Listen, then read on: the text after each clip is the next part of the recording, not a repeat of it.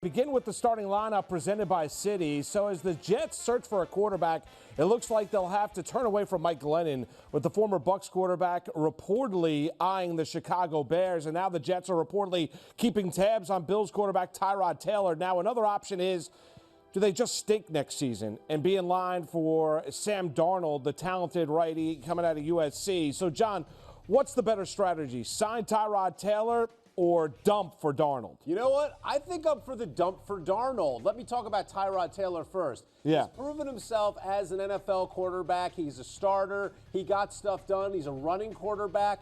But he didn't win a lot, and he got hurt a lot, and he's going to cost you a couple of bucks. It makes me nervous. The Jets, it's a rebuilding year. They're going to be bringing in a lot of young guys, a lot of draft picks, a lot of different people. So maybe, obviously, you do your best to win as many games as possible, but if you can set yourself up for a high draft pick the next season and get someone like Darnold, who looks like he's going to be the real deal in the NFL, I think you might go for it. Again, I'm not saying tank the season by any stretch. You do the best you can, but your expectations have to be realistic. And I think they're better off dealing with what they have than bringing Tyrod Taylor in. You know, and you answer that question and get into a twofold process. I'll ask you this. Do you think Maccagnan and Bowles feel confident enough and secure enough to be able to tank a season, realizing that at the end of the year, if they end up with the #1 overall pick and Sam Darnold comes out of USC, and he is expected to be the #1 overall pick, are they secure enough that they can go out there and have a 2-14 or 3-13 season and be able to survive it? Do you think they're secure enough? That's a great question, Moose, and my answer is no, I don't. I mean,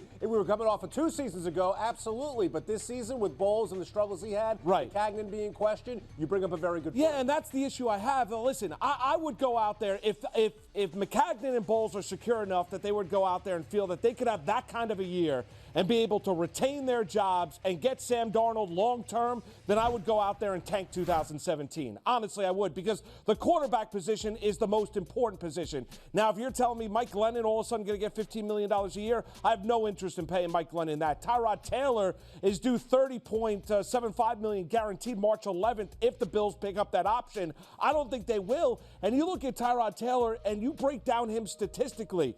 Hasn't thrown a lot of interceptions. His touchdown-to-interception ratio is very, very good. And I'll tell you, I don't think he got the best coaching up there in Buffalo either. When you look under Rex Ryan, they seem to be all over the place trying to find their identity offensively. Never liked Greg Roman as an offensive coordinator. So now if you bring Tyrod Taylor here and you have to win or be somewhat relevant in 2017, I think he's actually a better option than Mike Glennon. He might be a better option than Glennon because, as I've said all along, Glennon is a backup quarterback. I don't want to hear how he's a starter if he had the chance. He did have a chance to win the job. He didn't win it. He started a couple times. He played well. But how many times, Moose, do we hear about how great these quarterbacks are who are backing up #1s, and then they go to a new team and they're a complete disaster because they can't handle the job for 16 games.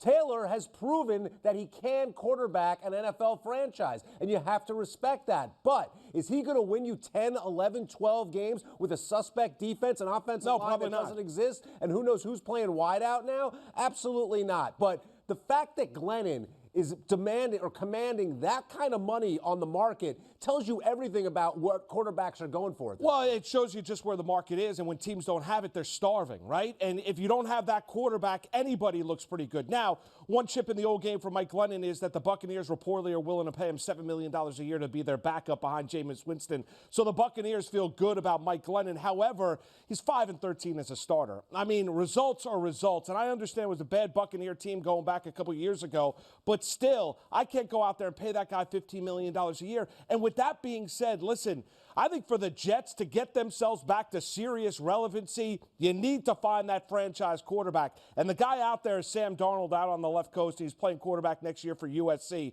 And if you can go out there and deal with a bad year, we just went through one bad year, deal with another bad year, and you go out there and cement yourself and get Sam Darnold and he quarterbacks your team for the next 10 to 12 years, that sounds good to me.